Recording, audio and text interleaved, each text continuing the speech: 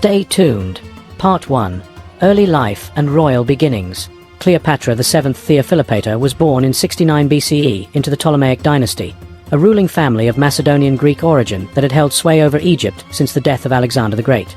Her early life unfolded in the vibrant and culturally diverse city of Alexandria, the Ptolemaic capital. This city was a center of learning and commerce, and Cleopatra's family ruled from the opulent royal palace that looked out over the Mediterranean Sea. Cleopatra's upbringing, though sheltered within the walls of the palace, was marked by a political environment of growing instability. Her father, Ptolemy XII, known as Ptolemy Auletes, the flute player, had inherited a fragile kingdom. Egypt, despite its ancient glory, was now a shadow of its former self. Its economy was in decline, and its political independence was precariously balanced between the ambitions of its neighbors and the rising power of Rome. The Ptolemaic dynasty itself was also embroiled in internal conflict, and by the time of Cleopatra's birth, the once great family was weakened by infighting and questionable leadership. Ptolemy XII, like many of his predecessors, was more concerned with maintaining his personal wealth and luxurious lifestyle than ruling effectively.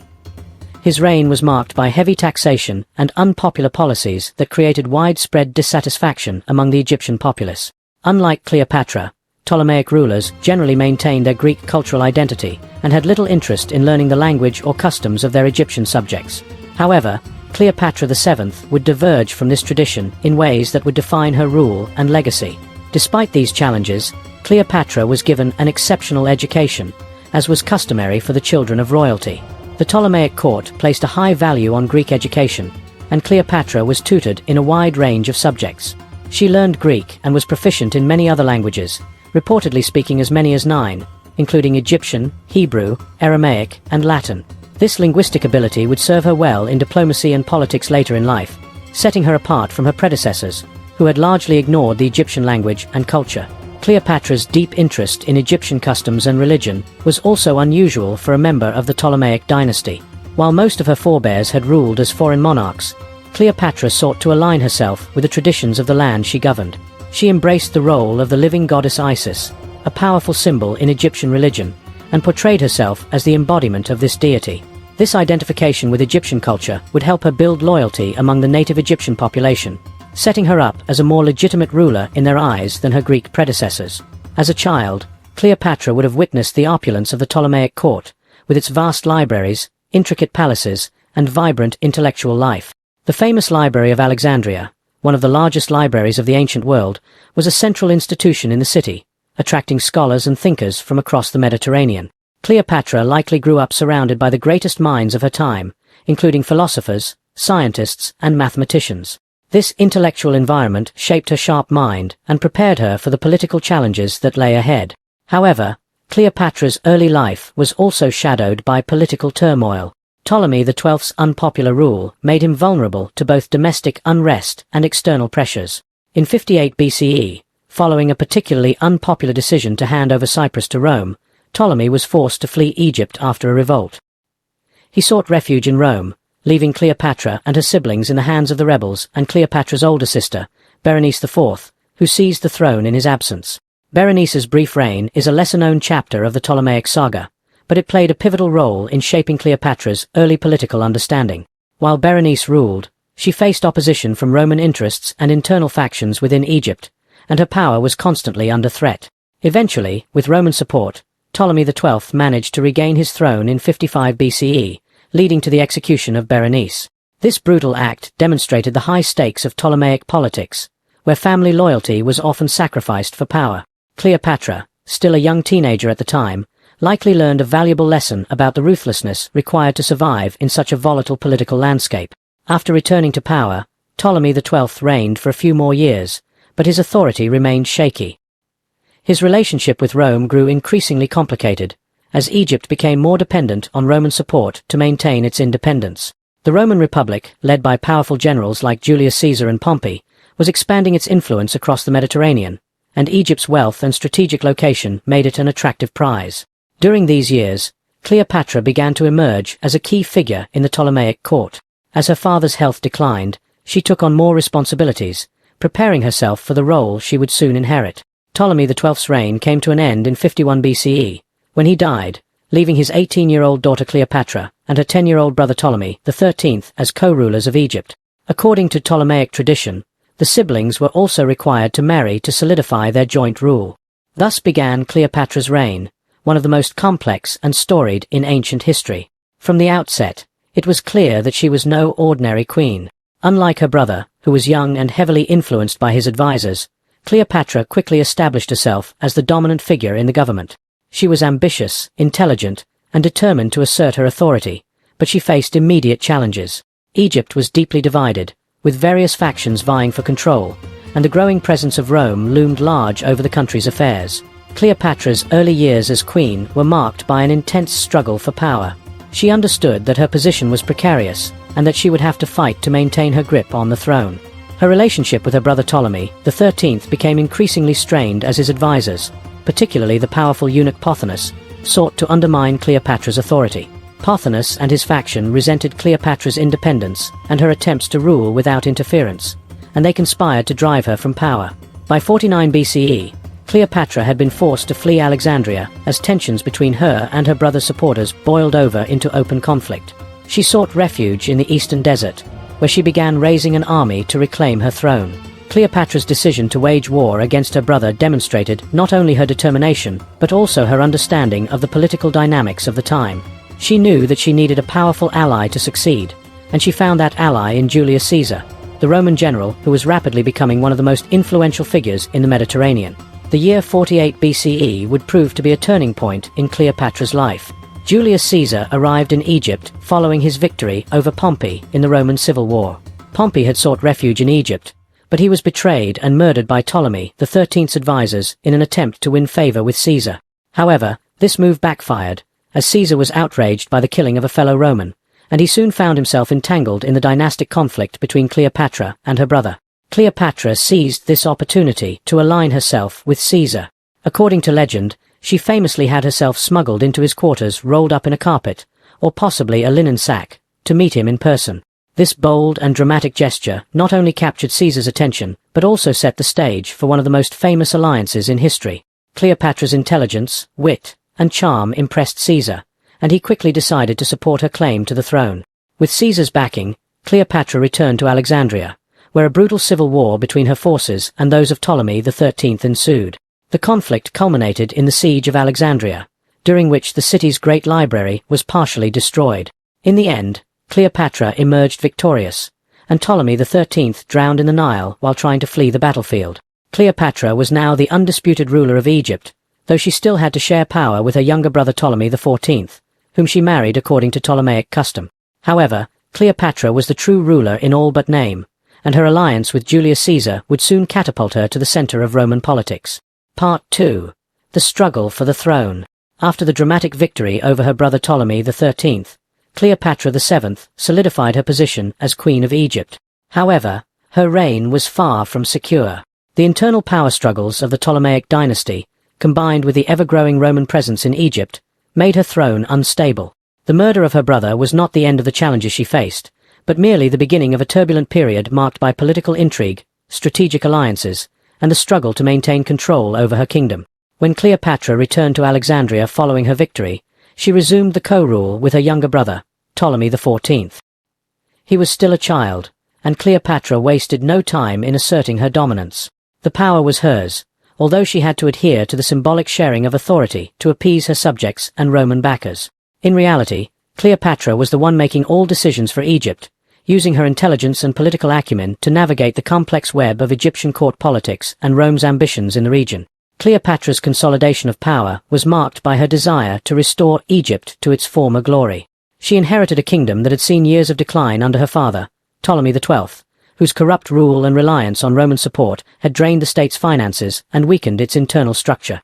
Cleopatra understood that Egypt's strength lay not just in its rich resources, but also in its strategic importance to the Roman Republic. She knew that aligning with Rome's most powerful figures could help protect her kingdom, while simultaneously giving her access to influence beyond Egypt's borders. At this point, Cleopatra's relationship with Julius Caesar deepened, both personally and politically. Their romantic liaison was widely known, but it was the political alliance that shaped the future of Egypt and Cleopatra's reign. Caesar had left Egypt shortly after Ptolemy XIII's defeat to deal with other matters in the Roman Civil War, but he returned to Alexandria to spend time with Cleopatra. During this time, Cleopatra gave birth to her son, Ptolemy Caesar, more commonly known as Caesarion. His birth in 47 BCE was a turning point for Cleopatra, as it gave her a legitimate heir, one she believed would one day rule both Egypt and Rome. Caesarion's birth further cemented the political alliance between Cleopatra and Julius Caesar, but it also brought new challenges. In Rome, Caesar's political opponents viewed his relationship with Cleopatra and the birth of Caesarion with suspicion. Many Romans, including those in the Senate, saw Cleopatra as a foreign queen who had too much influence over their leader. The prospect of Caesarion being named Caesar's heir, which would have made him a ruler of both Rome and Egypt, was especially troubling to the Roman elite, who feared the erosion of traditional Roman republicanism in favor of monarchy. In Egypt, however, Cleopatra took steps to strengthen her position and enhance her legacy. She adopted the title of Thea Philopator, or goddess who loves her father, aligning herself with the deified tradition of Ptolemaic rulers. Cleopatra was keenly aware of the power of religious imagery, and she worked to present herself as the embodiment of Isis, the mother goddess of Egypt. This alignment with Isis was a strategic move that appealed to both the Egyptian population and the religious elite, who saw Cleopatra as a protector of Egypt's heritage and traditions. Despite the growing bond between Cleopatra and Caesar, Rome's internal politics posed a continual threat to her reign. Caesar was forced to return to Rome in 47 BCE to address his political and military challenges, leaving Cleopatra to rule Egypt on her own once more. During this time, she focused on stabilizing Egypt's economy, which had suffered under her father's reign. She also worked to strengthen Egypt's trade routes, particularly its lucrative grain exports to Rome. Cleopatra understood that Egypt's wealth lay in its agricultural output, particularly the grain that fed much of the Mediterranean. Back in Rome, Caesar's position was becoming more precarious. In 44 BCE, tensions reached their peak when he was assassinated on the Ides of March by a group of Roman senators, including his former allies Brutus and Cassius. The murder of Caesar sent shockwaves throughout the Roman world and had profound implications for Cleopatra. With her strongest ally dead, Cleopatra's position became vulnerable once again. Caesarion, the child she had hoped would one day inherit Caesar's legacy, was now seen as a potential threat by the new power brokers in Rome. Cleopatra's initial reaction to Caesar's assassination was one of caution. She knew that her fate and that of Egypt depended on how the new Roman leadership would view her and her son. Caesar's death plunged Rome into a new round of civil war, as his supporters, led by Mark Antony and Octavian, later Augustus, sought to avenge his assassination and seize control of the Republic. Cleopatra carefully navigated this uncertain political landscape, biding her time and waiting to see which faction would emerge victorious. In the meantime, Cleopatra solidified her rule in Egypt by eliminating potential threats within her own court. She had her brother Ptolemy XIV poisoned in 44 BCE, thereby removing him from power and leaving herself as the sole ruler of Egypt. To further legitimize her rule, Cleopatra made her son Caesarion her co-regent, although she remained the true authority in the kingdom. Cleopatra's actions during this time illustrate her ruthlessness and determination to protect her position at all costs. She had learned from her father's mistakes, and from the volatile political environment of the Ptolemaic court, that survival required both cunning and decisiveness. As the Roman civil war between Mark Antony, Octavian, and the conspirators who had killed Caesar unfolded, Cleopatra's future remained uncertain. Egypt, though officially independent, was deeply enmeshed in Roman politics, and Cleopatra knew that the outcome of this conflict would determine the fate of her kingdom. Her relationship with Rome had shifted from her early alliance with Caesar, and now she found herself navigating a dangerous path, unsure of which side would prevail. Cleopatra was also aware that her personal relationship with Caesar had made her a target for criticism and suspicion among Rome's political elite. Rumors circulated about her ambitions and her influence over Roman leaders, painting her as a manipulative foreign queen who sought to dominate Rome through seduction and intrigue. Cleopatra's reputation was being shaped not just by her actions, but by the perceptions and propaganda of the Roman world. As she prepared to enter into a new phase of her political life, Cleopatra knew that she would have to be more careful than ever. By the time of Caesar's death, Cleopatra had already established herself as a powerful and capable ruler. She had consolidated her position in Egypt, restored some of the country's economic stability, and forged critical alliances with the Roman Republic. Yet, with the shifting sands of Roman politics and the rise of new power players like Mark Antony and Octavian, Cleopatra's fate was far from secure. As the Roman civil war intensified, Cleopatra would once again find herself drawn into the heart of the conflict, forging new alliances in an effort to protect her kingdom and secure her son's future. Cleopatra's struggle for the throne of Egypt was defined by her ability to navigate both the internal divisions of the Ptolemaic dynasty and the external pressures of Roman expansion. Through her intelligence, political savvy, and willingness to make bold moves, she managed to maintain control of Egypt during one of the most tumultuous periods in its history. Yet, the death of Julius Caesar marked a turning point in her reign, one that would force her to seek new allies and confront new enemies in her ongoing fight for survival. As Cleopatra's story continued, her alliance with Mark Antony would prove to be both a source of strength and, ultimately, her downfall. But in these early years, Cleopatra demonstrated the qualities that would define her reign: resilience, ambition, and an unwavering commitment to securing Egypt's place in a rapidly changing world. The struggle for the throne was only the beginning of her journey, one that would lead her into the heart of Roman politics and cement her place in history as one of the most iconic rulers of the ancient world. Part 3. Cleopatra and Julius Caesar. By the time Cleopatra aligned herself with Julius Caesar in 48 BCE, she had already experienced the complexities and dangers of ruling as the Queen of Egypt. The dramatic events leading to their meeting, the murder of her brother Ptolemy XIII, the internal strife in the Ptolemaic court, and Cleopatra's forced exile had tested her resolve. Cleopatra knew that her future, as well as that of Egypt, depended on forging strong alliances with Rome, the rising power of the Mediterranean world. Her calculated relationship with Julius Caesar was not only a strategic move, but also a defining moment in both of their legacies. When Cleopatra smuggled herself into Caesar's quarters, famously rolled in a carpet, or possibly a linen sack, it was an act of audacity. Cleopatra understood the importance of spectacle, and knew that this dramatic gesture would capture Caesar's attention. In many ways, this event symbolizes the beginning of Cleopatra's relationship with one of the most powerful men in history, a relationship that would intertwine Egyptian and Roman politics in ways that would shape the destiny of both empires. Cleopatra and Caesar's alliance was rooted in mutual benefit. For Cleopatra, Caesar represented a powerful ally who could help her solidify her rule and protect Egypt from external threats, particularly from the growing influence of Rome. For Caesar, Cleopatra was not only an exotic and intriguing figure, but also the ruler of a strategically vital kingdom. Egypt's grain was essential to feeding the Roman population, and its wealth could provide valuable resources for Caesar's ambitions back in Rome. Together, they formed a political and romantic partnership that had far-reaching consequences.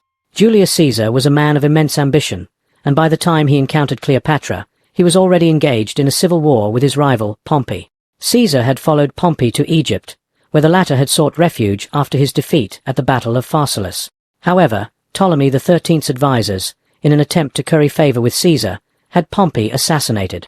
This act of betrayal angered Caesar, who saw it as an affront to Roman dignity, despite his enmity with Pompey. When Caesar arrived in Alexandria, Egypt became a battleground for both Roman and Egyptian interests. Cleopatra, recognizing that Caesar's influence could be the key to reclaiming her throne, sought him out. The famous meeting between the two has been romanticized over the centuries, but in reality, it was likely a highly calculated move on Cleopatra's part. Caesar, impressed by her intelligence, wit, and political acumen, decided to support her claim to the throne. This decision set off a civil war between Cleopatra's forces and those of her brother, Ptolemy XIII, culminating in the siege of Alexandria. The siege was a pivotal moment in Cleopatra's reign. Caesar's presence in Egypt had intensified the political stakes, and the battle for control of Alexandria would determine the future of the Ptolemaic dynasty. The conflict was fierce, with much of the city caught in the crossfire. During the siege, a portion of the Great Library of Alexandria was destroyed, a cultural loss that would be felt for centuries. Despite the destruction, Cleopatra emerged victorious, and Ptolemy XIII drowned in the Nile while attempting to flee the battle. Cleopatra's other sibling, Arsinoe, was captured and sent to Rome as part of Caesar's triumph, further solidifying Cleopatra's control over Egypt. With her brother gone, Cleopatra was reinstalled as the sole ruler of Egypt, though she nominally co-ruled with her younger brother Ptolemy XIV, whom she married as part of Ptolemaic custom. However, Cleopatra held all the real power. Her alliance with Caesar not only secured her throne, but also opened the door to a new phase in her reign, one that would bring Egypt even closer to the Roman world. The relationship between Cleopatra and Caesar was more than a simple political alliance. Cleopatra soon became pregnant, and in 47 BCE, she gave birth to a son, Ptolemy Caesar, more commonly known as Caesarion. Cleopatra's hopes for her son were grand. She saw him as the future ruler of both Egypt and Rome, a symbol of the union between the two great powers of the Mediterranean. Caesar, too, acknowledged the boy as his son, though Roman politics made it impossible for him to publicly declare Caesarion his heir. Cleopatra's time with Caesar in Alexandria was not just about consolidating her power. It was also a time of great personal and political growth for her. She and Caesar spent months together, discussing philosophy, governance, and strategy. Cleopatra, already a well-educated and politically astute ruler, absorbed much from Caesar's vast experience as a military commander and statesman. The influence of Rome's political culture began to seep into her rule, and Cleopatra began to think of herself not just as the Queen of Egypt, but as a key player in the broader Roman world. In 46 BCE, Cleopatra accompanied Caesar to Rome, an event that caused a sensation in the city. Cleopatra's presence in Rome was a bold statement of her ambitions and her relationship with Caesar. She lived in Caesar's villa outside the city, and her arrival was marked by grand processions and lavish displays of wealth. Cleopatra, always conscious of her image, presented herself as a living goddess, the embodiment of Isis, complete with royal regalia and divine iconography. This display was as much for the Roman elite as it was for her own subjects, signaling her status as not just a foreign queen but a ruler with divine authority. However, Cleopatra's time in Rome was not without controversy. Many Romans viewed her with suspicion, seeing her as a foreign influence over Caesar, whose ambitions for power were already causing alarm among the Roman Senate. Cleopatra's relationship with Caesar was used as fuel by his political enemies, who sought to portray him as being seduced by an Eastern queen. The birth of Caesarion added another layer of intrigue, as rumors circulated that Caesar intended to make Cleopatra's son his heir, bypassing his grandnephew Octavian, who would later become Augustus. The Roman public's reaction to Cleopatra was mixed. While some were captivated by her beauty, intelligence, and wealth, others saw her as a threat to Roman values and traditions. Cleopatra's association with divine royalty clashed with the Roman Republic's ideals of civic virtue and shared governance. Her exoticism and her role as a monarch were alien to Roman sensibilities, and her influence over Caesar was seen by many as a dangerous precedent. Despite the controversies, Cleopatra remained in Rome for 2 years, during which time she deepened her understanding of Roman politics and forged new connections with key figures in Caesar's administration. Her presence in Rome was also a statement to the wider Mediterranean world. Cleopatra was not just the queen of a declining Egyptian kingdom, but a major player in the geopolitical affairs of the time. She used this opportunity to build alliances and secure Egypt's position as an indispensable partner to Rome. In March of 44 BCE, however, Cleopatra's fortunes shifted dramatically. Julius Caesar was assassinated by a group of Roman senators, including Brutus and Cassius, in a brutal and well-coordinated attack during a Senate meeting. The murder of Caesar plunged Rome into chaos, and Cleopatra found herself in a perilous position.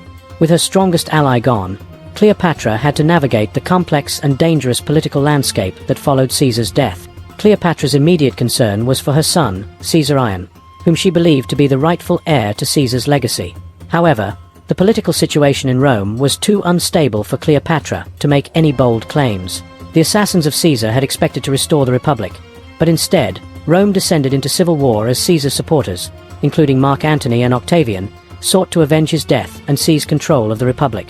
Fearing for her safety and the future of her son, Cleopatra quietly left Rome and returned to Egypt. Back in Alexandria, she worked to stabilize her kingdom, which had been left vulnerable by the shifting tides of Roman politics. Cleopatra understood that her survival depended on aligning herself with the new power players in Rome, but she also knew that Egypt's independence was at stake. The years that followed would see Cleopatra form a new alliance with Mark Antony, but her time with Julius Caesar had already cemented her place in history. Cleopatra's relationship with Caesar was not just a romantic liaison. It was a pivotal political alliance that reshaped the dynamics of power in the Mediterranean. The birth of Caesarion symbolized Cleopatra's vision of a united Egypt and Rome, a vision that would drive her ambitions for the rest of her reign. Part 4. The birth of Caesarion and Cleopatra's ambitions. Following her return to Egypt after Julius Caesar's assassination in 44 BCE, Cleopatra VII found herself in a precarious but pivotal position. The death of Caesar was a major blow to her political aspirations, as he had been both a powerful ally and the father of her son, Ptolemy Caesar, better known as Caesarion. However, Cleopatra's ambitions were far from diminished. Her focus now turned to her son, whom she believed could one day fulfill the dream of uniting Egypt and Rome under a single rule. Caesarion was born in 47 BCE, during Cleopatra and Caesar's time together in Egypt. From the moment of his birth, Cleopatra saw him as the embodiment of her political future, a symbol of her union with Caesar and the potential for a new era of power in the Mediterranean. She named him Ptolemy Caesar, asserting his dual heritage as both a member of the Ptolemaic dynasty and the son of Rome's most powerful leader. In Egyptian tradition, he was also referred to as Caesarion, meaning Little Caesar, a name that emphasized his connection to the Roman leader. The birth of Caesarion was a significant event not only for Cleopatra, but for the broader political landscape.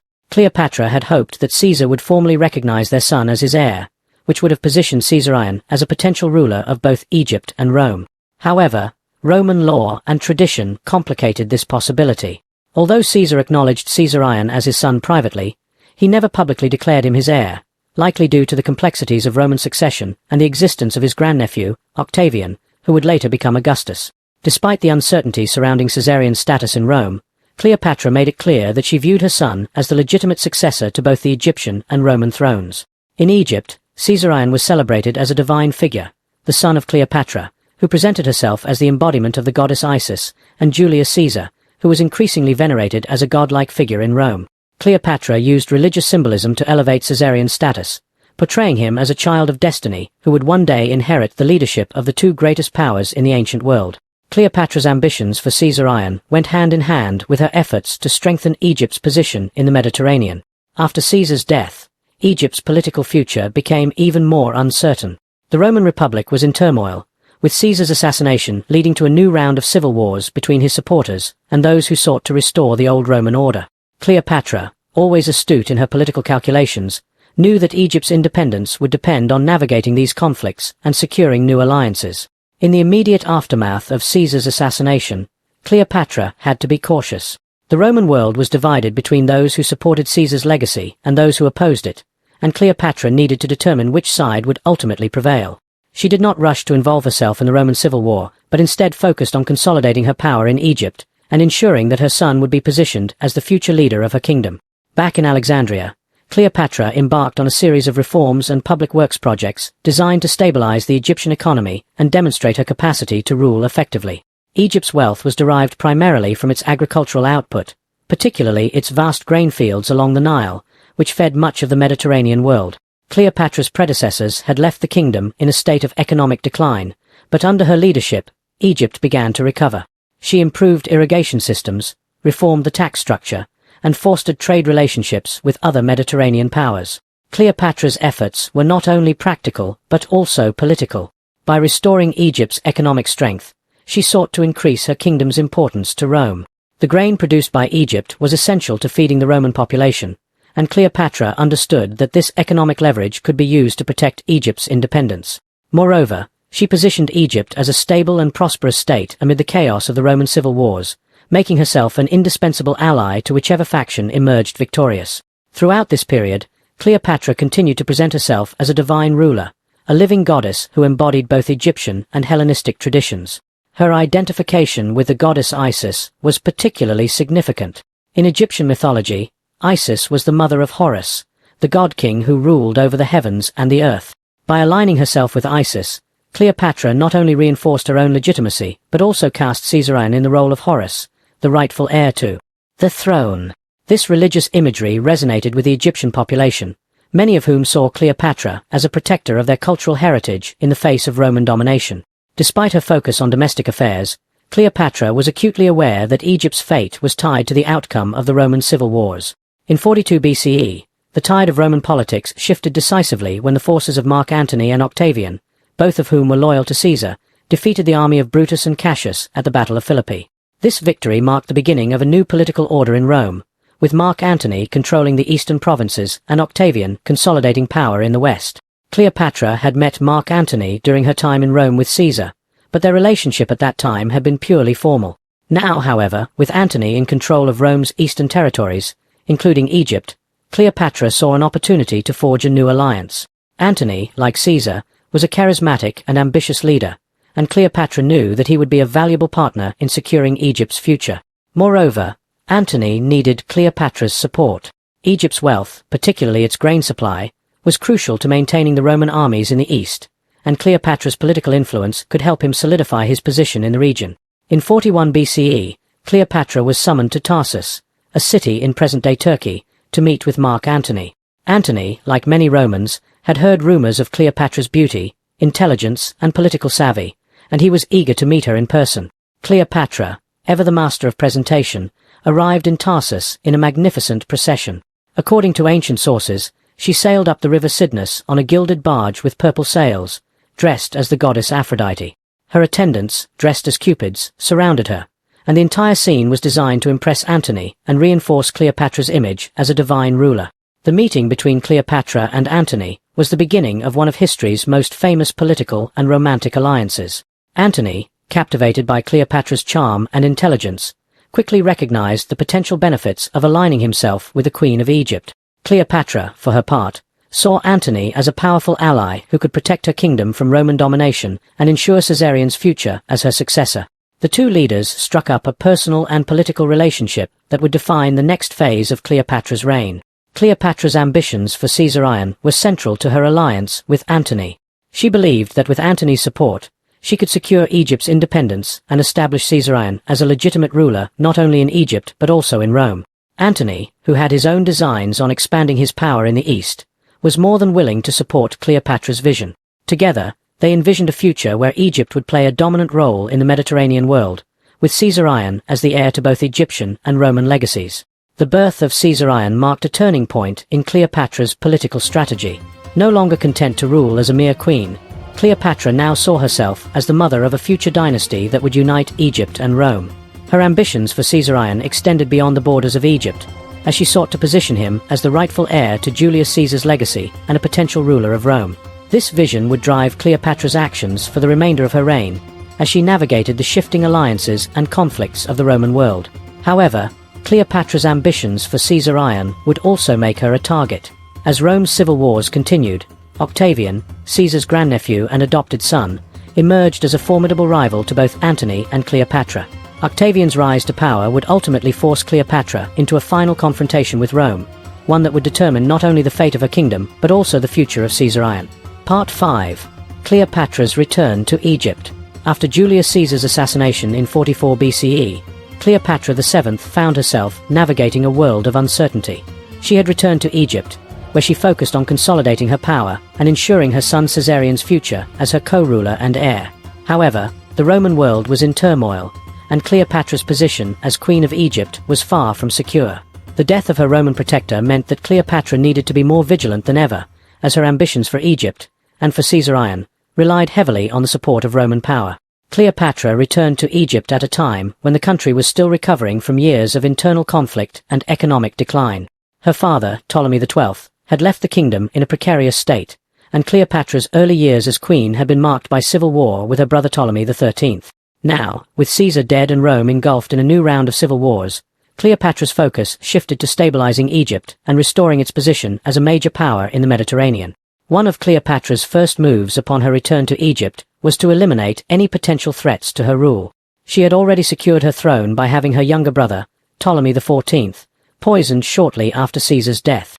By doing so, she ensured that she would rule alone, with Caesarion as her co-regent.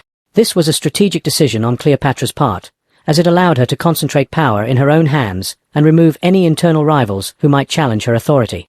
With her domestic position secured, Cleopatra turned her attention to Egypt's economy, which had suffered greatly during the previous decades of Ptolemaic mismanagement.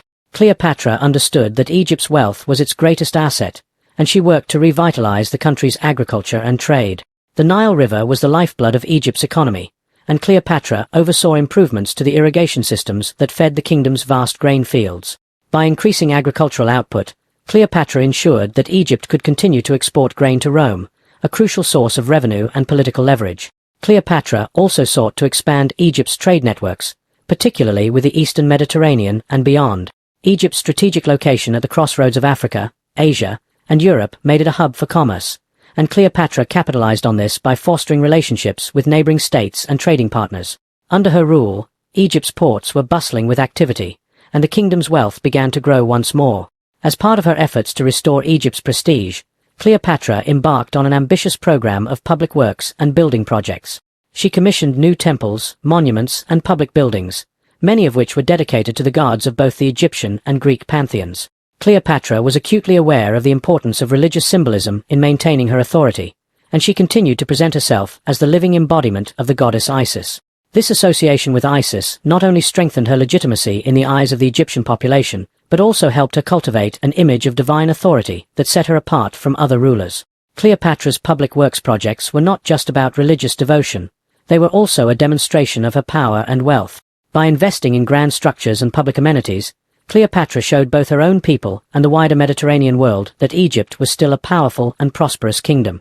Alexandria, the capital of Egypt and the seat of the Ptolemaic dynasty, became one of the most impressive cities of the ancient world under Cleopatra's reign. Its great library, which had been partially destroyed during the earlier civil war, was restored, and the city's cultural and intellectual life flourished. Despite her focus on domestic affairs, Cleopatra remained deeply involved in the political developments unfolding in Rome. The power struggle between Mark Antony, Octavian, and the remnants of the faction that had assassinated Caesar was shaping the future of the Roman Republic, and Cleopatra knew that Egypt's fate was tied to the outcome of this conflict. Her relationship with Julius Caesar had given her a deep understanding of Roman politics, and she recognized that aligning herself with the right Roman faction would be key to securing Egypt's independence.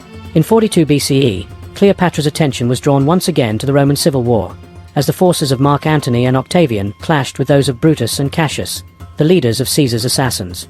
The decisive Battle of Philippi saw the defeat of Brutus and Cassius, and with their victory, Antony and Octavian became the two most powerful figures in the Roman world. This victory had significant implications for Cleopatra, as it meant that the Roman Republic was now firmly in the hands of Caesar's loyalists. Cleopatra had met Mark Antony during her time in Rome with Caesar, but their relationship had been purely diplomatic at that point. Now, with Antony controlling Rome's eastern provinces, including Egypt, Cleopatra saw an opportunity to forge a new alliance.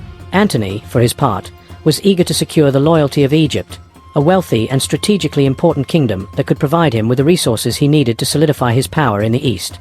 In the aftermath of the Battle of Philippi, Antony summoned Cleopatra to meet him in Tarsus, a city in the Roman province of Cilicia, modern-day Turkey. Cleopatra, always a master of political theatre, made her entrance in grand fashion. According to the historian Plutarch, Cleopatra sailed up the Cydnus River in a gilded barge with purple sails, dressed as the goddess Aphrodite. Her attendants were dressed as cupids, and the entire scene was designed to dazzle Antony and reinforce Cleopatra's image as a divine ruler. Antony, who was known for his love of luxury and spectacle, was captivated by Cleopatra's charm, intelligence, and beauty. The two quickly struck up a personal and political relationship that would shape the next chapter of Cleopatra's reign. Cleopatra saw Antony as a powerful ally who could protect Egypt from Roman domination and support her ambitions for Caesarion, while Antony saw Cleopatra as a valuable partner in his quest to control the eastern Mediterranean. Cleopatra's return to Egypt after her meeting with Antony marked the beginning of a new phase in her reign. With Antony's support, she felt more secure in her position and more confident in her ability to navigate the dangerous waters of Roman politics. Antony, who was preparing to wage a new campaign in Parthia, needed Egypt's wealth and resources to fund his military ambitions, and Cleopatra was more than willing to provide them in exchange for his political backing. At this point, Cleopatra's ambitions for Caesarion were central to her political strategy.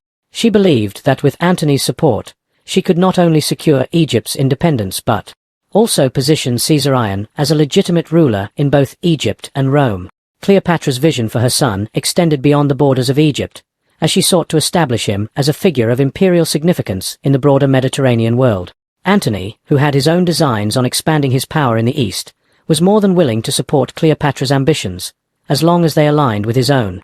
During the years that followed, Cleopatra and Antony deepened their alliance, both personally and politically. Antony spent much of his time in Alexandria, where he and Cleopatra enjoyed a lavish and luxurious lifestyle.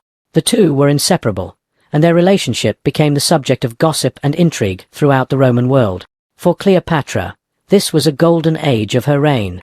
With Antony by her side, she felt more secure than ever, and Egypt's wealth and influence continued to grow. However, Cleopatra's return to Egypt and her relationship with Antony also set the stage for her eventual downfall. While Cleopatra was focused on strengthening her position in the east, Octavian was consolidating his power in the west. The alliance between Antony and Cleopatra would soon come into conflict with Octavian's ambitions, and the rivalry between Antony and Octavian would lead to one of the most dramatic confrontations in ancient history, the Battle of Actium. But for now, Cleopatra's return to Egypt marked a period of relative stability and prosperity. Her political acumen, coupled with her ability to forge powerful alliances, allowed her to maintain control over her kingdom and pursue her ambitions for Caesarion.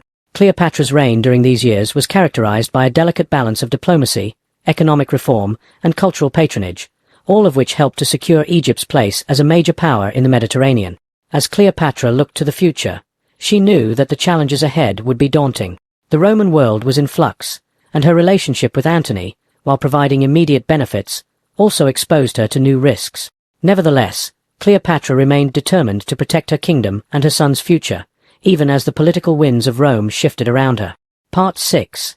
Cleopatra and Mark Antony. By 41 BCE, Cleopatra VII was at the height of her power, ruling Egypt with a firm hand and securing her kingdom's future with careful diplomacy and alliances. Her meeting with Mark Antony in Tarsus that year was a defining moment in her reign, marking the beginning of one of the most famous political and romantic alliances in history. Cleopatra and Antony's relationship would soon change the course of the ancient world, drawing Egypt further into the turmoil of Roman politics and setting the stage for a confrontation with Rome's future emperor, Octavian.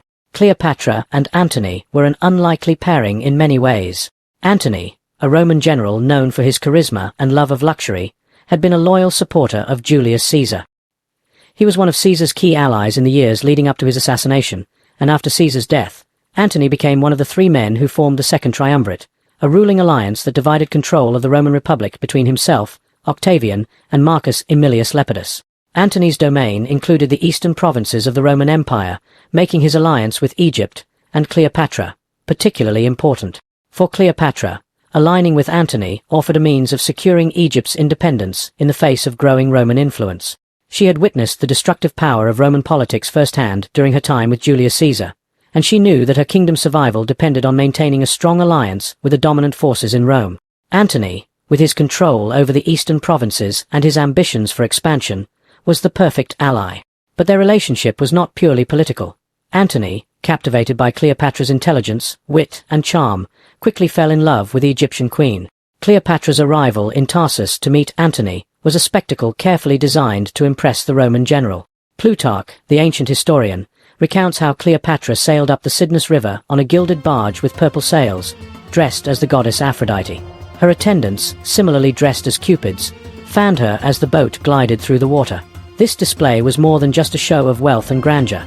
It was a calculated assertion of Cleopatra's divine status and her right to rule. Antony, known for his love of excess and grandeur, was captivated by Cleopatra's display, and their relationship was quickly cemented.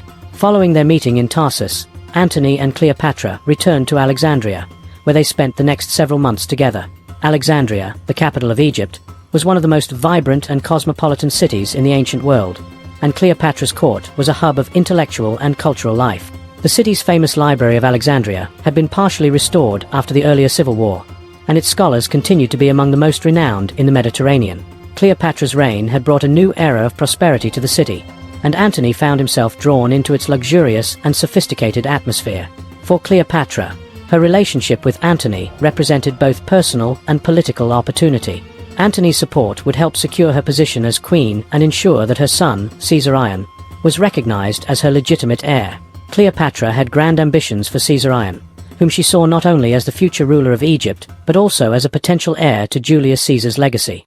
With Antony by her side, Cleopatra believed she could protect Egypt's independence and position her son as a central figure in both Egyptian and Roman politics.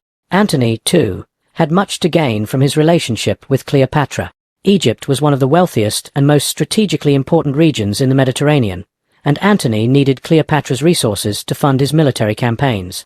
At the time, Antony was preparing for a major campaign against the Parthians, a powerful empire to the east of Rome, and Egypt's grain, gold, and naval power would be essential to his success. In exchange for Cleopatra's support, Antony granted her control over several Roman territories, including parts of modern-day Lebanon, Syria, and Cyprus. These gifts significantly expanded Cleopatra's kingdom and increased her influence in the eastern Mediterranean. The relationship between Cleopatra and Antony was not without its challenges. In Rome, Antony's alliance with Cleopatra was viewed with suspicion and hostility.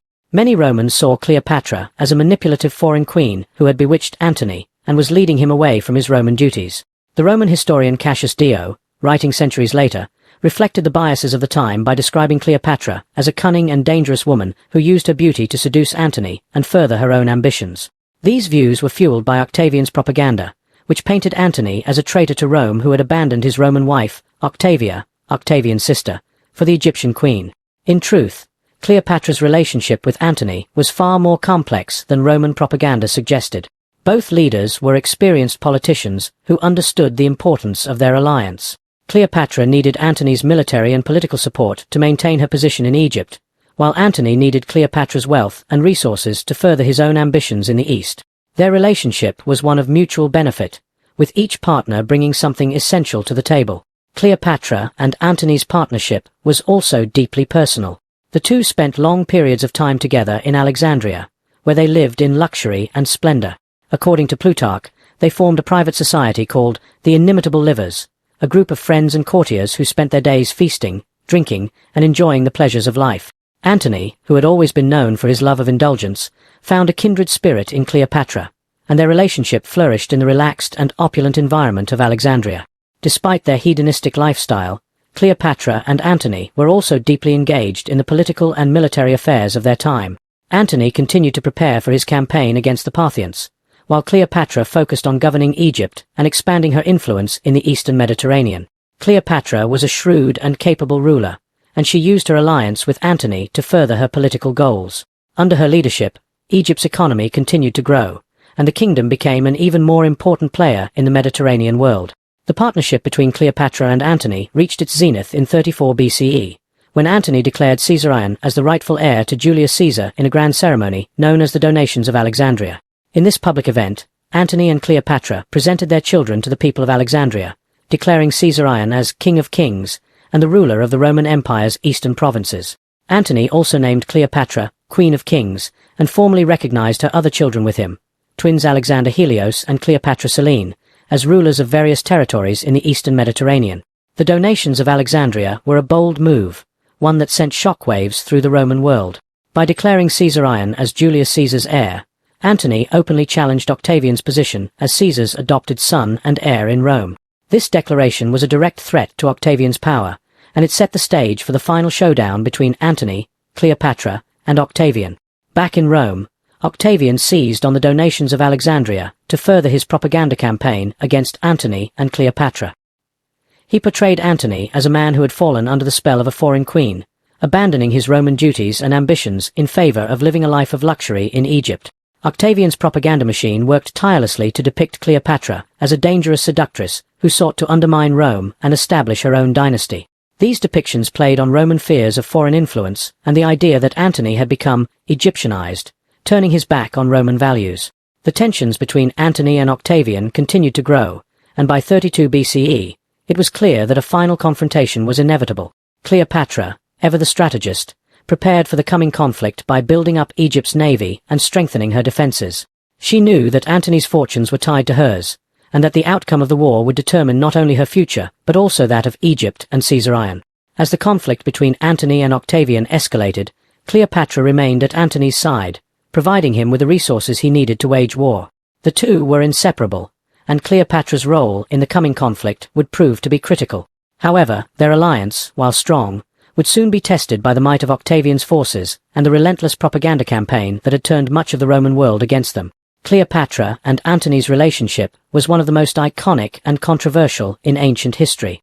Their love affair, combined with their political ambitions, reshaped the power dynamics of the ancient Mediterranean and set the stage for the dramatic events that would follow. As the world watched, Cleopatra and Antony prepared to face Octavian in a battle that would determine the fate of Egypt, Rome, and their own legacies. Part 7. The Alliance between Egypt and Rome. As Cleopatra and Mark Antony's relationship deepened in the years following their fateful meeting in Tarsus, their alliance reshaped the political landscape of the Mediterranean world. By 34 BCE, their partnership had reached its peak, marked by the grand ceremony known as the Donations of Alexandria, which publicly declared their ambitions to unite the eastern Mediterranean under their rule. However, this alliance would not go unchallenged. The Roman world, particularly Octavian, Caesar's adopted heir, viewed the growing power of Cleopatra and Antony as a direct threat to Roman authority. The Donations of Alexandria were a bold and audacious move by Antony and Cleopatra. In this ceremony, which took place in Alexandria, the couple presented themselves and their children as the rulers of the eastern Mediterranean, a symbolic division of the Roman Empire that was intended to elevate Cleopatra's dynasty. Antony officially declared Cleopatra the Queen of Kings, giving her and their children dominion over territories such as Cyprus, Crete, Syria, and parts of Asia Minor. Most significantly, Caesarion, Cleopatra's son by Julius Caesar, was proclaimed King of Kings and was presented as the rightful heir to both Egypt and Rome. The political implications of the donations were staggering.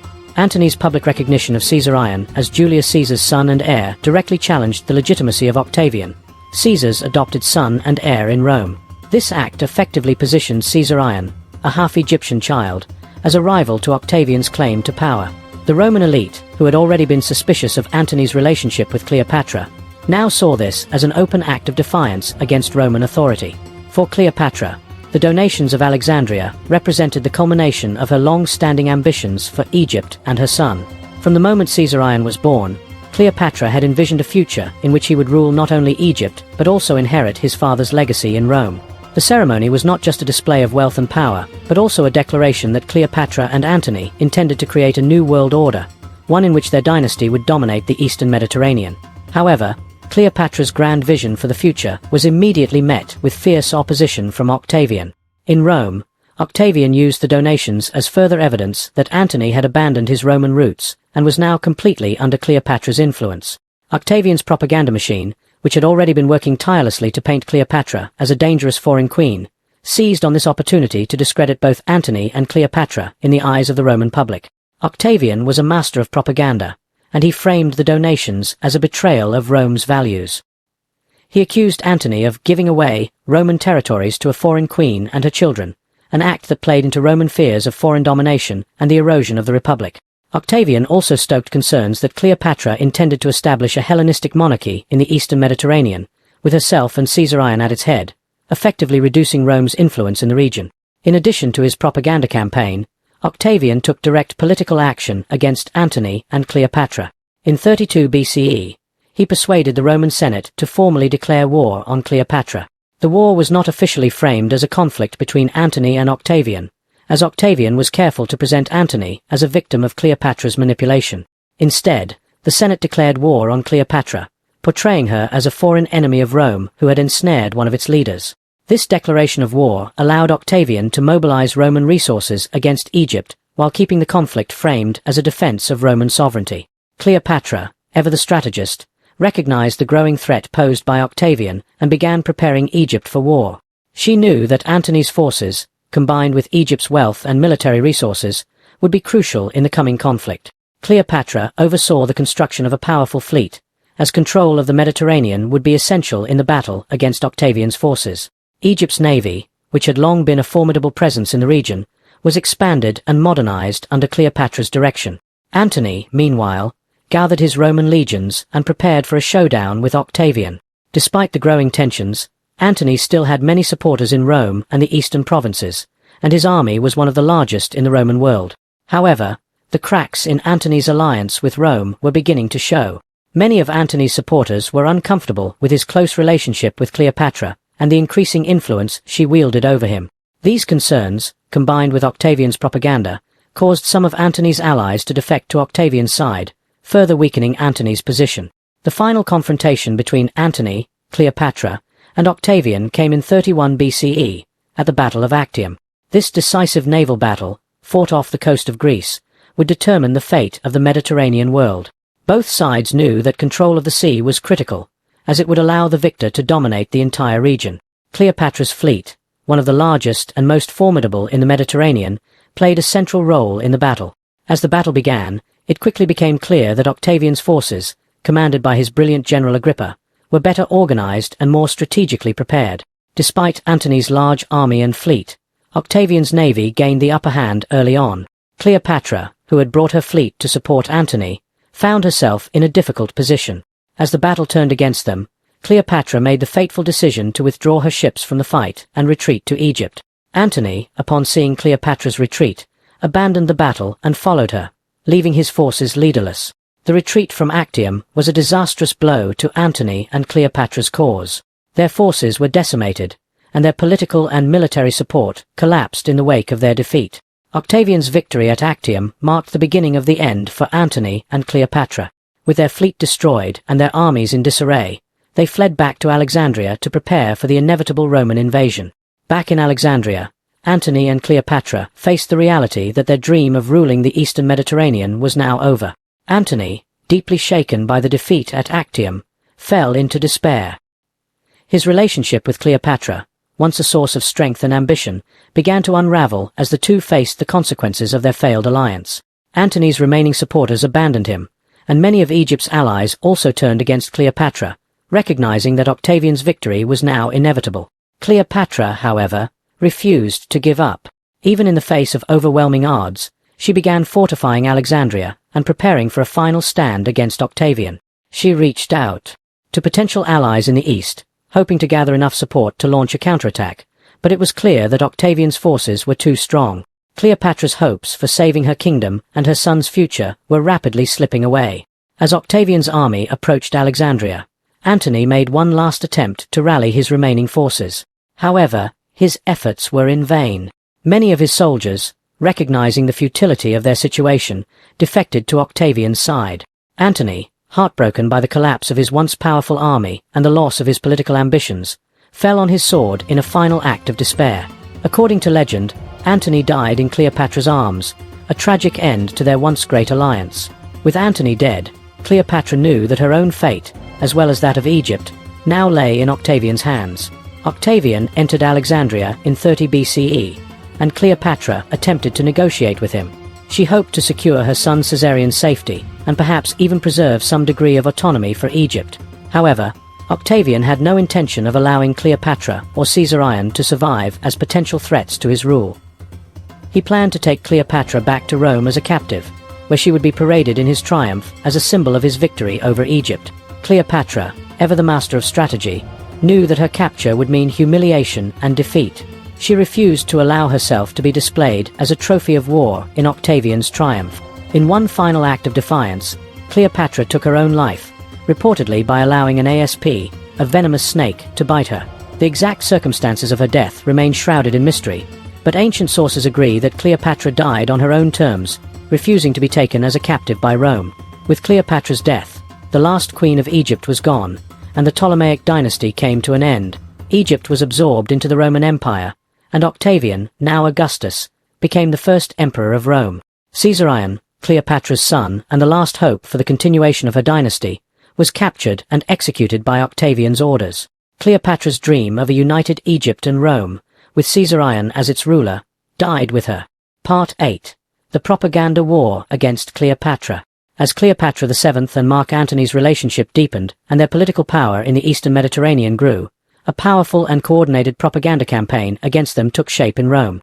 Led by Octavian, this campaign played a crucial role in turning the Roman people against Antony and Cleopatra, framing their alliance as a direct threat to Rome's traditional values and governance. This propaganda war was not just about politics, it was also deeply personal, as Octavian sought to undermine Antony's legitimacy as a Roman leader while portraying Cleopatra as a manipulative foreign queen who had seduced Antony into betraying his own people. The seeds of this propaganda campaign were sown shortly after the donations of Alexandria in 34 BCE, when Antony publicly recognized Caesarion as Julius Caesar's son and heir. For Octavian, who had been named Caesar's adopted son and heir, this was a direct challenge to his authority. The implications of Antony's actions were clear. If Caesarion was officially recognized as Caesar's true heir, Octavian's own position would be weakened. Octavian wasted no time in using this act to rally support against Antony and Cleopatra. In his portrayal of Antony, Octavian sought to distance him from his Roman identity, painting him as a man who had fallen under the corrupting influence of Cleopatra and Egypt. In Octavian's narrative, Antony was no longer a noble Roman general, but a weak-willed man who had been seduced by a foreign queen and her lavish lifestyle. Octavian supporters in the Roman Senate and media spread rumors that Antony had become Egyptianized, abandoning the values of Rome in favor of Eastern decadence. This image of Antony as a man who had lost his Roman virtues was central to Octavian's campaign. To the Roman public, the idea of Antony, once a celebrated general, forsaking his Roman identity was alarming. Roman society prided itself on discipline, frugality, and martial valor, all qualities that Antony had once embodied. However, through Octavian's propaganda, Antony was now depicted as a man who had traded these virtues for the luxuries of Egypt, indulging in a life of hedonism alongside Cleopatra. Roman culture had long held a suspicion of Eastern monarchies, viewing them as decadent and morally corrupt, and Octavian tapped into this fear to discredit Antony. Cleopatra, meanwhile, was the central figure in Octavian's propaganda efforts. She was portrayed as the ultimate foreign seductress, a woman who used her beauty and cunning to manipulate men into doing her bidding. Octavian's propagandists drew on deeply ingrained Roman prejudices against women in power and foreign rulers, painting Cleopatra as an embodiment of both. Roman historians like Cassius Dio and Plutarch, writing in later years, reflected these views, describing Cleopatra as a dangerous and manipulative figure who had bewitched not only Antony but also Julius Caesar before him. In this propaganda war, Cleopatra's intelligence, political savvy, and ambition were recast as negative traits. Rather than being admired for her abilities as a ruler, Cleopatra was depicted as a woman who used these skills to undermine Roman power. The idea that Cleopatra sought to establish an empire with herself and her son, Caesarion, as its rulers played into Roman fears of monarchy and foreign domination. Octavian's propaganda painted Cleopatra not just as a personal threat to Antony, but as a threat to the Roman Republic itself. One of the most powerful pieces of propaganda that Octavian used against Cleopatra and Antony was the accusation that they intended to move the capital of the Roman Empire to Alexandria. This idea was deeply unsettling to the Roman people, who saw Rome as the eternal and rightful center of the Mediterranean world. The notion that Antony, under Cleopatra's influence, would abandon Rome in favor of an Egyptian capital was framed as the ultimate betrayal. This narrative suggested that Antony was no longer loyal to Rome but had become a puppet of Cleopatra, willing to sacrifice Roman sovereignty for her ambitions. Octavian also attacked the public spectacle of the donations of Alexandria, using it as evidence that Antony had ceded control of Roman territories to Cleopatra and her children. He accused Antony of giving away Roman lands to a foreign queen, an act that was seen as both dishonorable and treasonous. In reality, the territories that Antony granted Cleopatra were largely symbolic, and the lands were already under his control as part of his eastern provinces. However, Octavian's framing of this act resonated with the Roman public, many of whom viewed Cleopatra's growing power with suspicion. The propaganda against Cleopatra was not just about politics, it also had a deeply personal dimension. Octavian's sister, Octavia, had been married to Mark Antony as part of a political alliance between the two men, but Antony's abandonment of Octavia for Cleopatra became a key point in Octavian's campaign. Roman society valued the institution of marriage and the role of the Roman matron, and Octavia was widely regarded as the epitome of Roman womanhood, loyal, modest, and dutiful. Octavian portrayed Antony's rejection of Octavia as a betrayal of traditional Roman family values, contrasting Octavia's virtues with Cleopatra's supposed seductiveness and moral corruption. Octavian's portrayal of Cleopatra as a manipulative and dangerous foreign queen was effective in shaping public opinion. Cleopatra became a symbol of everything that Rome feared about the East, its perceived decadence, its absolute monarchies, and its challenge to Roman republicanism. The idea that Antony had fallen under Cleopatra's spell and was now working to establish a foreign dynasty over Rome struck at the heart of Roman anxieties about power, gender, and foreign influence. In contrast to Antony's increasingly tarnished reputation, Octavian worked to present himself as the true defender of Roman values. He positioned himself as a man of discipline, frugality, and loyalty to the Roman state. Octavian supporters emphasized his role as Julius Caesar's rightful heir and painted him as a man who would restore order to Rome after years of civil war. The contrast between Octavian's image as the embodiment of Roman virtue and Antony's portrayal as a man who had abandoned Rome in favor of Cleopatra was a powerful narrative that resonated with the Roman people. Octavian's propaganda campaign culminated in a series of public speeches and declarations that condemned Antony and Cleopatra as enemies of the state. By framing the conflict as a war not between Octavian and Antony, but between Rome and Cleopatra, Octavian was able to rally support for his cause. In 32 BCE, the Roman Senate formally declared war on Cleopatra, not on Antony. This decision allowed Octavian to present the conflict as a defense of Rome against a foreign threat, rather than a continuation of the civil wars that had plagued the Republic for decades. The declaration of war against Cleopatra also allowed Octavian to avoid appearing as though he were fighting a fellow Roman. By focusing the conflict on Cleopatra, Octavian could sidestep the uncomfortable reality that he was engaging in a power struggle with Antony, who was still seen by many as a legitimate Roman leader. This framing of the war as a conflict between Rome and Egypt, between the values of the Republic and the decadence of the East, was a masterstroke of political strategy. Cleopatra, for her part, was well aware of the propaganda campaign being waged against her. She understood that Octavian's portrayal of her as a dangerous foreign queen was shaping Roman public opinion, and that her position was becoming increasingly precarious. Nevertheless, Cleopatra remained determined to protect her kingdom and her son's future. She continued to build up Egypt's defenses, particularly its navy, in preparation for the inevitable conflict with Octavian's forces. In the years leading up to the final confrontation, Cleopatra and Antony maintained a lavish and opulent court in Alexandria, which only added fuel to Octavian's propaganda efforts. Stories of their luxurious lifestyle and extravagant feasts circulated in Rome, reinforcing the image of Antony and Cleopatra as out-of-touch rulers who had abandoned Roman values. These accounts, whether true or exaggerated, played into the narrative that Octavian was carefully constructing, that Antony and Cleopatra represented a corrupt and foreign threat to the Republic. As the propaganda war raged on, the stage was set for the final military confrontation between Octavian's forces and those of Antony and Cleopatra. The Battle of Actium, fought in 31 BCE, would determine the outcome of this long-running conflict. But before the swords were drawn and the ships engaged, the real battle had already been fought in the hearts and minds of the Roman people, where Octavian's propaganda had successfully turned the tide against Antony and Cleopatra. Part 9. The Battle of Actium. By 31 BCE, the tension between Octavian and the alliance of Cleopatra VII and Mark Antony had reached its breaking point. The propaganda war orchestrated by Octavian had successfully turned much of the Roman populace against Antony, portraying him as a Roman who had abandoned his homeland for the luxuries of Egypt, all under the seductive influence of Cleopatra. However, the ultimate resolution would not come through words, but through one of the most famous naval battles in history, the Battle of Actium. The conflict between Octavian and Antony was not simply a power struggle between two Roman generals. It was framed as a battle for the soul of the Roman Republic.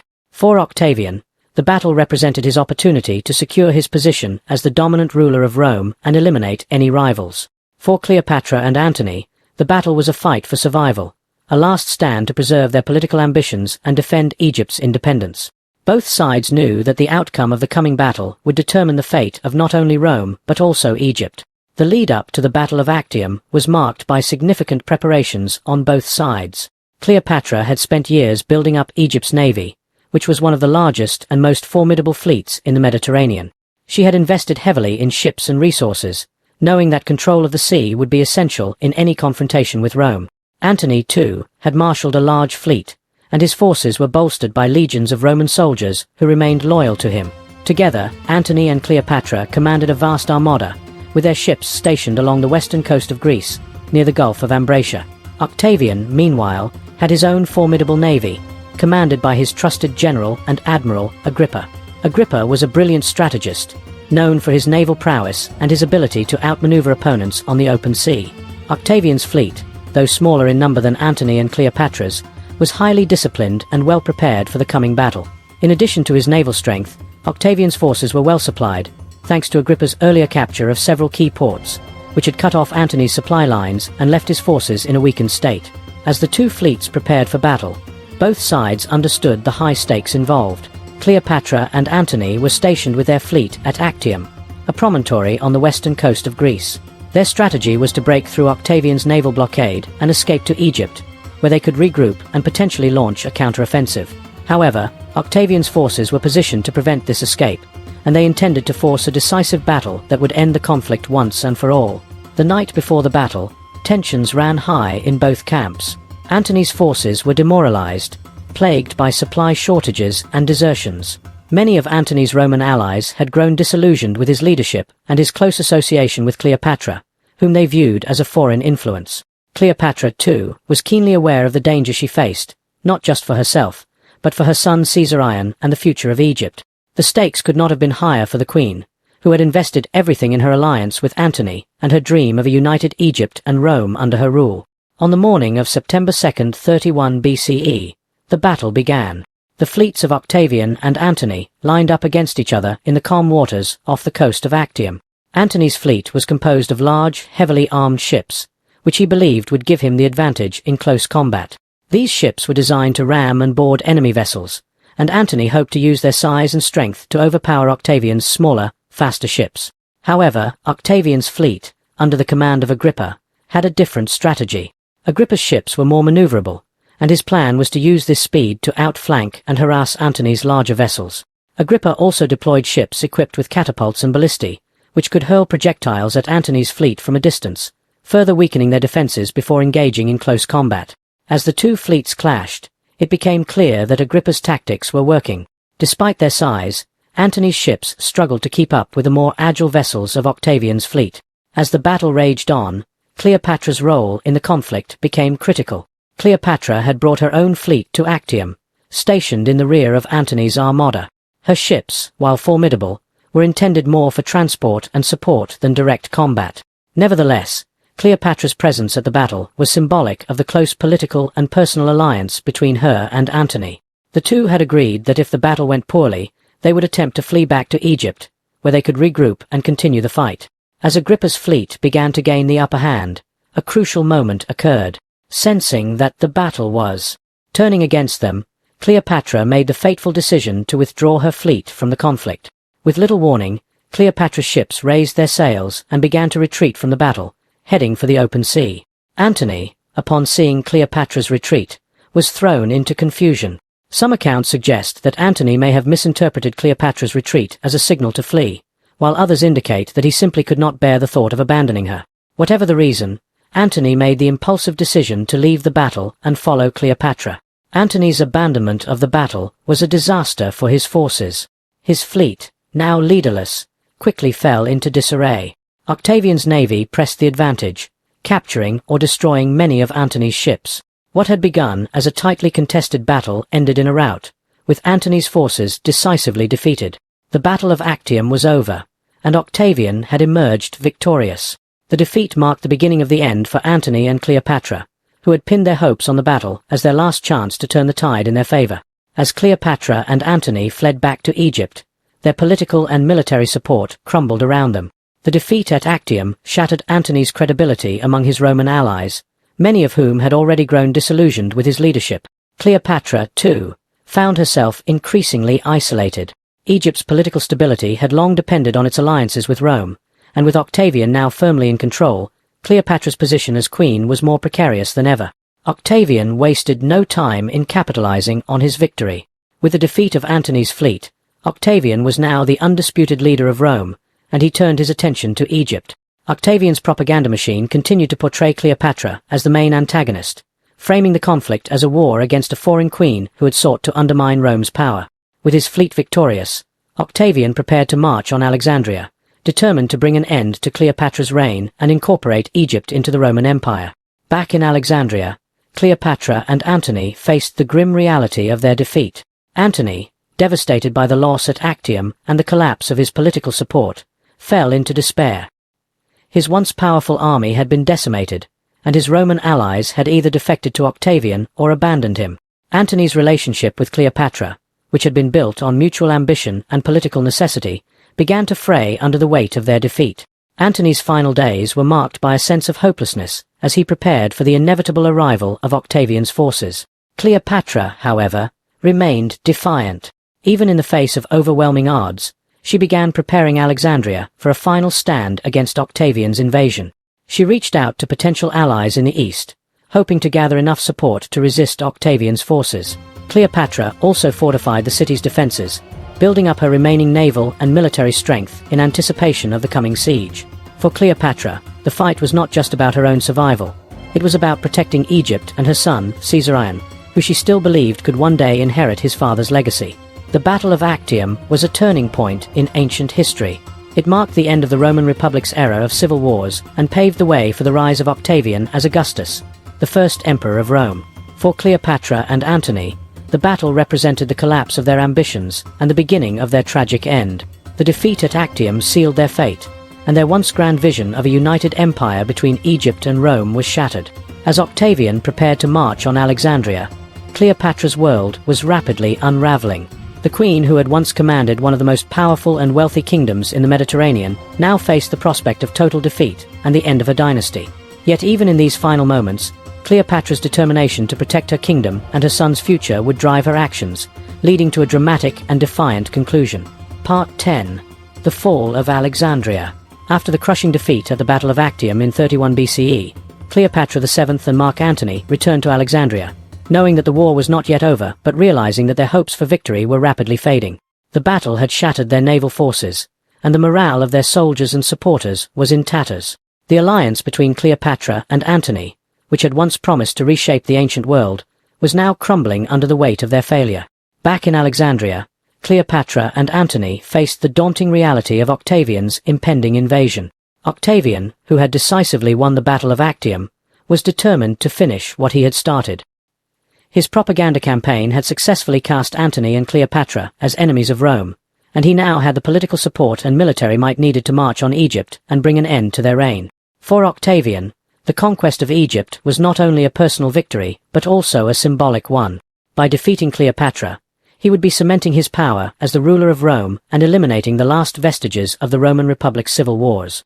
Cleopatra, ever the strategist, knew that Alexandria's days were numbered. However, she was not ready to surrender. Cleopatra began fortifying the city's defenses, rallying her remaining forces, and reaching out to potential allies. She still harbored some hope that help might arrive from distant eastern allies, but the reality was that most of her former supporters had either defected to Octavian's side or were too weak to offer meaningful assistance. Nevertheless, Cleopatra refused to give up. Her main priority now was to protect her son, Caesarion, and secure his future as the legitimate heir to both Egypt and Rome. Antony, on the other hand, was falling into a deep depression. The defeat at Actium had broken his spirit, and he struggled to maintain the confidence of his remaining troops. Many of Antony's supporters had already abandoned him, and those who remained were disillusioned by his leadership. Antony's relationship with Cleopatra, which had once been a source of strength and ambition for both of them, was now strained. Their once shared vision of a united Egypt and Rome had crumbled, and the weight of their impending defeat was taking its toll on both of them. As Octavian's forces advanced on Egypt, Antony made one last attempt to rally his troops. He called upon his remaining soldiers to prepare for a final stand against Octavian's legions, but his efforts were in vain. Many of Antony's soldiers were exhausted, demoralized, and unwilling to continue fighting. Knowing that Octavian's forces were far superior and that their chances of victory were slim, many of Antony's men defected to Octavian's side or simply deserted. Antony, once a celebrated Roman general, found himself isolated and increasingly powerless. As Octavian's army drew closer to Alexandria, Antony and Cleopatra made preparations for the city's defense. Cleopatra, ever resourceful, fortified the city and made sure that her fleet was ready to engage Octavian's forces if necessary. She continued to hope that some miracle or unexpected development might turn the tide in their favor, but she also knew that time was running out. Octavian's reputation as a skilled military strategist preceded him, and Cleopatra understood that the forces she and Antony could muster would be no match for Octavian's well-organized and disciplined army. By the summer of 30 BCE, Octavian had reached the outskirts of Alexandria. Cleopatra and Antony prepared for a final confrontation, but it quickly became clear that their defenses would not hold. Octavian's forces were too numerous, and the morale among Antony's troops was too low. As Octavian's legions began to encircle the city, Antony's remaining supporters either defected to Octavian or surrendered without a fight. Cleopatra's navy, once one of the most formidable in the Mediterranean, had been severely weakened after Actium, and the ships that remained were no match for Octavian's fleet. Faced with the inevitability of defeat, Antony's despair deepened. He attempted to mount a defense of the city, but his efforts were half-hearted, and he knew that their situation was hopeless. In his final moments of desperation, Antony received false news that Cleopatra had taken her own life. Devastated by the belief that Cleopatra was dead, Antony fell on his sword, a traditional Roman act of suicide meant to preserve his honor. Mortally wounded, Antony was carried to Cleopatra, who was still very much alive, and he died in her arms. This tragic scene marked the end of one of history's most famous romantic and political alliances. Cleopatra, now alone, faced the full force of Octavian's invasion. With Antony dead and Alexandria under siege, Cleopatra's options were limited. Octavian, who had entered the city triumphantly, was eager to capture Cleopatra and bring her back to Rome as part of his victory celebration. He planned to parade her through the streets of Rome as a symbol of his triumph over Egypt and as a final demonstration of his power. Cleopatra, however, had no intention of allowing herself to be taken as a captive or used as a political trophy. Cleopatra's immediate concern was the fate of her son, Caesarion. She knew that Octavian would see Caesarion as a threat, given his lineage as the son of Julius Caesar. Cleopatra's dream had always been for Caesarion to inherit both Egypt and Rome, but now that dream was in ruins. In a last-ditch effort to protect her son, Cleopatra arranged for Caesarion to flee Egypt, hoping that he might find refuge in a distant land and survive Octavian's purge. However, her efforts would ultimately be in vain. Octavian, determined to eliminate any potential rivals, ordered the execution of Caesarion. The young boy, who had been Cleopatra's greatest hope for the future, was captured and killed on Octavian's orders, marking the end of the Ptolemaic dynasty.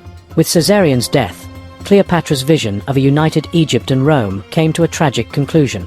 The last remaining heir to Julius Caesar's legacy was gone, and Cleopatra was left with no choice but to confront her own fate. Realizing that her defeat was complete and that she would soon be taken captive by Octavian, Cleopatra made one final decision. She would end her life on her own terms. Cleopatra had always been a proud and independent ruler, and she refused to allow herself to be humiliated by Octavian in his victory procession. According to ancient sources, Cleopatra chose to die by suicide, using the venom of an asp, a symbol of royalty in Egypt. The details of her death remain shrouded in mystery, but the act itself was a final gesture of defiance. Cleopatra would not be paraded as a captive. She would die as the last queen of Egypt.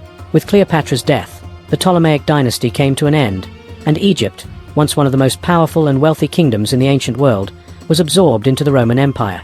Octavian, now the undisputed ruler of Rome, took control of Egypt's vast wealth and resources, which would play a crucial role in his consolidation of power. Octavian would go on to become Augustus, the first emperor of Rome, marking the beginning of the Roman Empire and the end of the Republic.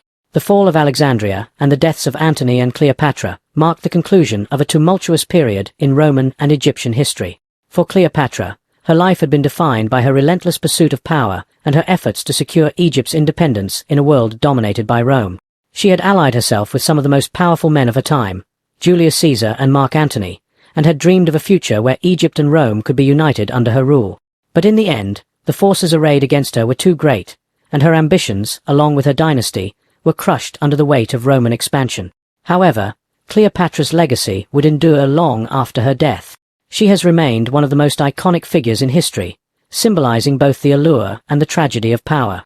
As the last queen of Egypt, Cleopatra's reign represented the end of the ancient pharaonic tradition and the beginning of a new era dominated by Rome. Her intelligence, political acumen, and determination have been the subject of countless stories, plays, and films, ensuring that her legacy as a powerful and enigmatic ruler would never be forgotten. Part 11. Cleopatra's death. As the siege of Alexandria drew to its inevitable conclusion, Cleopatra VII found herself facing the final days of her reign, her life, and the future of Egypt. In the summer of 30 BCE, after the death of Mark Antony and the collapse of their forces, Cleopatra was left alone to confront Octavian. The ambitious queen, who had spent years entangled in the political affairs of Rome, knew that her only options now were either submission or death. For Cleopatra, submission was never an option. Following Antony's death, Cleopatra had one final task before her, to ensure that her beloved son, Caesarion, would not fall into the hands of Octavian. Cleopatra had placed all of her hopes for the future in Caesarion, seeing him as the legitimate heir to Julius Caesar and the potential ruler of a united Egypt and Rome.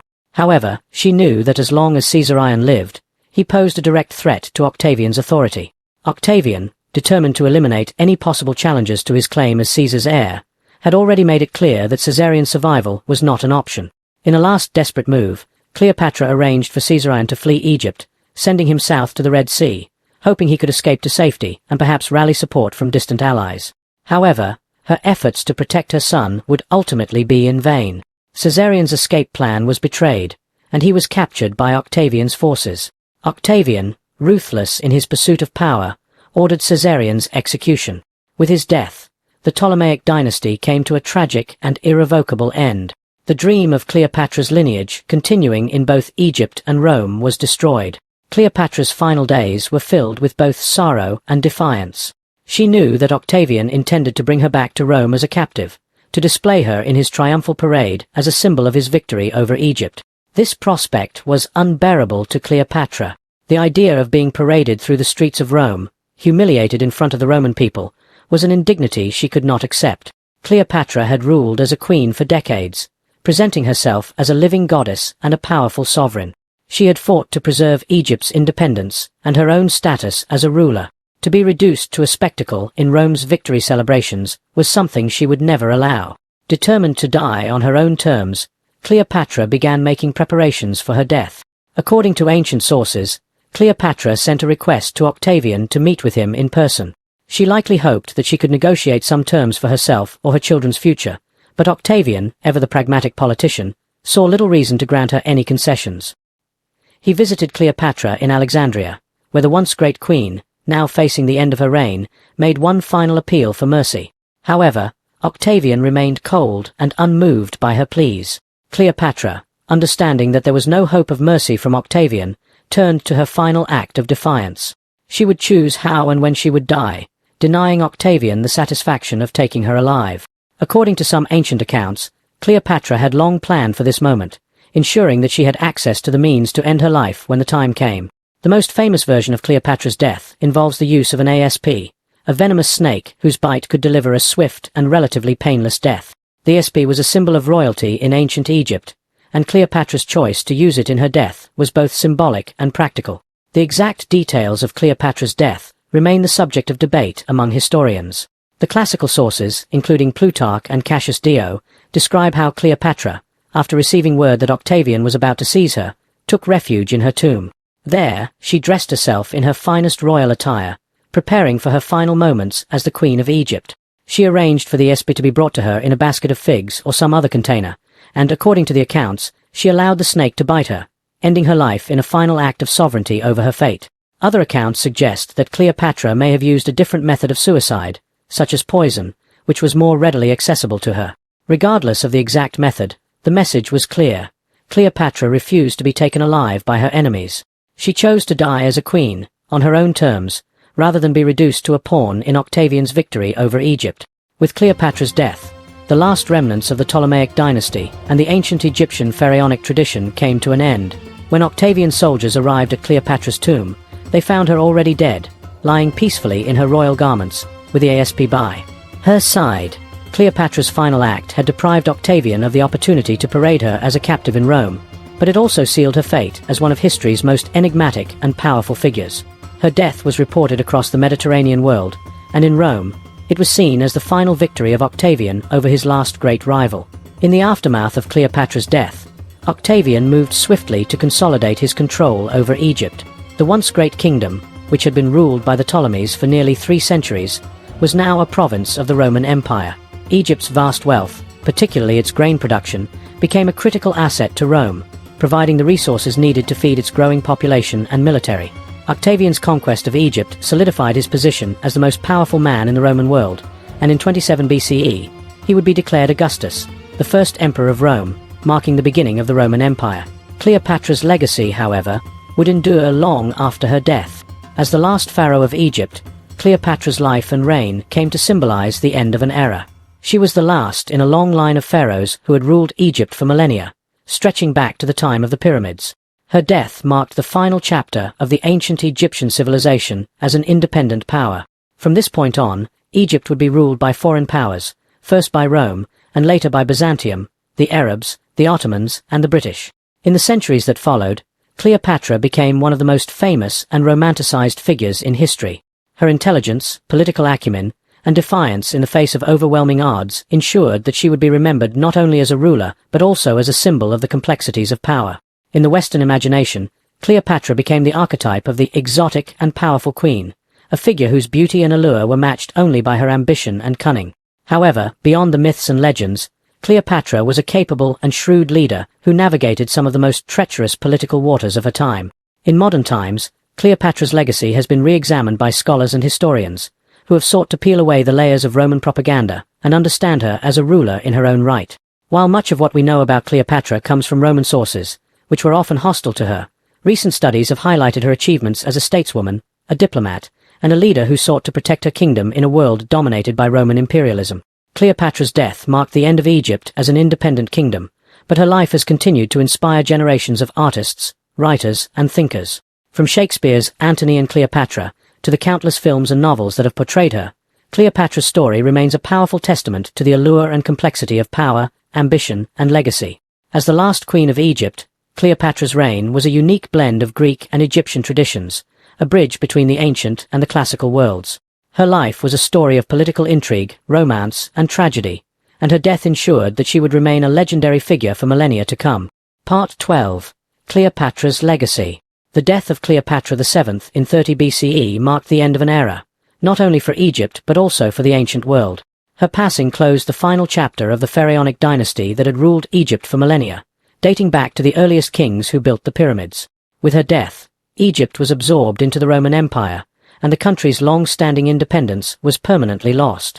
But while Cleopatra's death brought an end to one of history's most enduring kingdoms, It also marked the beginning of a legacy that would stretch far beyond her lifetime. Cleopatra's legacy is multifaceted. As the last active ruler of the Ptolemaic dynasty, she represented a unique convergence of Egyptian and Hellenistic culture. The Ptolemies, originally Macedonian Greeks, had ruled Egypt for nearly 3 centuries, blending their Greek heritage with the ancient traditions of Egypt. Cleopatra, however, took this cultural synthesis a step further. Unlike her predecessors, she embraced Egyptian customs and religion, presenting herself not only as a Hellenistic monarch but also as the embodiment of the Egyptian goddess Isis. This dual identity allowed her to command the loyalty of both her Greek and Egyptian subjects, positioning herself as a ruler who transcended cultural divisions. One of Cleopatra's most significant legacies was her mastery of politics and diplomacy. Despite the image of Cleopatra as a seductive temptress that Roman propaganda promoted, she was, in reality, an astute and shrewd leader who navigated some of the most dangerous political waters of her time. Cleopatra ruled during a period when Rome was expanding its influence across the Mediterranean, and she understood that Egypt's survival depended on her ability to align herself with the right Roman leaders. Her alliances with Julius Caesar and Mark Antony were not simply romantic relationships, but strategic partnerships that reflected Cleopatra's determination to protect Egypt's independence. Cleopatra's intelligence and education were also critical to her success. Fluent in multiple languages, including Greek, Egyptian, and Latin, Cleopatra was one of the most learned rulers of her time. She had been educated in Alexandria, one of the world's greatest centers of learning, and she was known for her deep knowledge of philosophy, politics, and science. Cleopatra's intellectual abilities allowed her to engage with the most powerful men of her time on equal terms, earning their respect not only for her beauty but also for her sharp mind and political insight. Despite her considerable talents, Cleopatra's reign was defined by her struggle to maintain Egypt's independence in a world increasingly dominated by Rome. Throughout her life, Cleopatra fought to preserve her kingdom's autonomy, using every tool at her disposal: diplomacy, military strategy, and political alliances. But ultimately, the forces arrayed against her were too great. Rome, under the leadership of Octavian, was on the rise, and Egypt's wealth and strategic importance made it an irresistible prize for the Roman Empire. Cleopatra's efforts to protect Egypt from Roman domination were heroic but ultimately doomed. The nature of Cleopatra's death has also contributed to her enduring legacy. By choosing to take her own life rather than submit to the humiliation of being paraded through Rome as a captive, Cleopatra ensured that she would be remembered as a proud and defiant ruler who refused to be reduced to a political pawn. Her death by suicide, often depicted as a dramatic scene involving an ASP, became a symbol of her sovereignty and control over her fate. In taking her life, Cleopatra denied Octavian the final triumph over her, asserting her agency even in her last moments. In the centuries following her death, Cleopatra's image was shaped by Roman propaganda and later Western interpretations. Octavian, who would go on to become Augustus, the first emperor of Rome, worked to solidify his own legacy by discrediting Antony and Cleopatra. Roman historians like Plutarch and Dio Cassius portrayed Cleopatra as a cunning and manipulative figure, emphasizing her supposed use of beauty and seduction to influence powerful men. This narrative, propagated by Rome's victors, persisted for centuries and influenced how subsequent generations viewed Cleopatra. In the Renaissance, interest in Cleopatra's story was revived, and she became a popular subject in literature, art, and drama. William Shakespeare's play Antony and Cleopatra, written in the early 17th century, cemented her place in Western literary tradition. Shakespeare's portrayal of Cleopatra as a complex and passionate woman, capable of both great love and great ambition, helped to humanize her and counter some of the more one-dimensional depictions from earlier Roman accounts. In Shakespeare's play, Cleopatra is not just a manipulative seductress, but a deeply charismatic and tragic figure, torn between love and power. Artistic depictions of Cleopatra from the Renaissance through the 19th century often emphasized her beauty, exoticism, and romantic relationships with Julius Caesar and Mark Antony. These portrayals frequently reflected Western fantasies about the mysterious East, casting Cleopatra as an emblem of Orientalist allure and decadence. In paintings and sculptures, she was often depicted at the moment of her death, reclining in regal splendor as the ASP delivered its fatal bite, a powerful image of tragic beauty and doomed royalty. In the 20th century, Cleopatra's story became even more popular in popular culture, with numerous films, novels, and television series exploring her life and legacy. One of the most famous portrayals of Cleopatra came in the 1963 film Cleopatra, starring Elizabeth Taylor. The film, a Hollywood epic, further solidified Cleopatra's image as a glamorous and larger-than-life figure, but it also perpetuated many of the romanticized and sensationalized aspects of her story. While the film was a box office success, it did little to challenge the stereotypes that had long been associated with Cleopatra. In recent decades, scholars have worked to reassess Cleopatra's legacy, focusing more on her accomplishments as a ruler and less on the sensational aspects of her personal life. Historians now recognize that Cleopatra was a capable and intelligent leader who managed to rule one of the wealthiest and most powerful kingdoms in the Mediterranean during a period of intense political upheaval. Her ability to maintain Egypt's independence for as long as she did, despite the overwhelming power of Rome, speaks to her skill as a diplomat and strategist. Cleopatra's legacy also extends beyond her role as a political leader. She has become a symbol of feminine power and resilience, representing a woman who wielded authority in a male-dominated world. In modern feminist interpretations, Cleopatra is often seen as a figure who challenged the norms of her time, asserting her right to rule and her independence in a world where women were typically confined to the private sphere. Her story resonates with contemporary audiences as an example of a powerful woman who refused to be defined by the men in her life. At the same time, Cleopatra's legacy is also a cautionary tale about the complexities of power and ambition. Her alliance with Julius Caesar and later with Mark Antony allowed her to extend Egypt's influence and protect her kingdom from Roman annexation, but those same relationships ultimately tied her fate to Rome's civil wars. Cleopatra's ambitions for her son, Caesarion, reflected her desire to create a new world order in which Egypt and Rome would be united, but in the end, that dream was undone by the very forces she sought to control. Today, Cleopatra remains one of the most famous figures in world history. Her life and reign continue to captivate scholars, artists, and the public alike. She is a figure of both immense power and immense tragedy, a queen who fought to preserve her kingdom and her legacy in the face of overwhelming odds. Her story is one of love, ambition, and defiance, and her influence can still be felt in how we think about leadership, gender, and history. Cleopatra's life may have ended with her death in 30 BCE, but her legacy lives on, transcending time and place. As the last pharaoh of Egypt and one of the most influential women in history, Cleopatra's story is a reminder of the complexities of power and the enduring impact of those who wield it.